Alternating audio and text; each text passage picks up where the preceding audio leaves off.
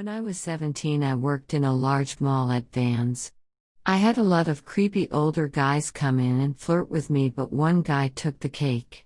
One day I was working the usual busy as hell Saturday nights, and there were 4 very tall men that asked for my help getting shoes.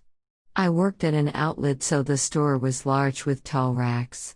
The mall I worked in was extremely popular amongst locals and tourists alike. The mall has some history with being a sex trafficking hotspot for context.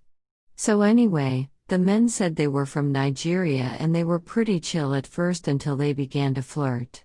One man kept saying he has a son in Nigeria and asked if I wanted to wed him.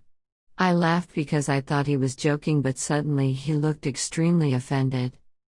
I was awkward and began talking about the shoes, but the man interrupted me with saying how great his son was and that I would make a great wife. At that point I grew uncomfortable because I didn't want to rude, so I asked for a co-worker to come over to take care of them while I went to the bathroom.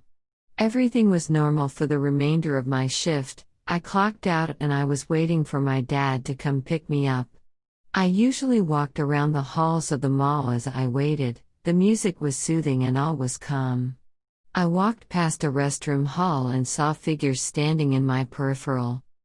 I glanced and saw that it was the 4 men from earlier. I was in full-on panic mode at that point, but I played it off. I smiled at them softly and kept walking so they didn't think I was being rude. Sure enough, they began following me. I picked up my pace hoping to find other people walking around, but there was no one.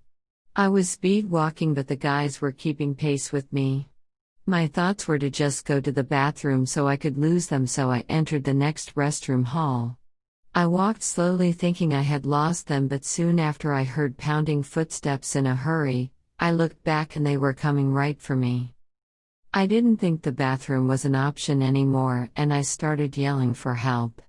I ran straight for the employee corridors of the mall. Right when I got through the doors, a security guard met me on the other side. I bumped into him and I never felt more relieved in my life. The men took off the other way and the guard let me stay in his office until my dad came. Thank God for the guard. If he wasn't there, I probably wouldn't be writing this right now. As for those guys, let's not meet again.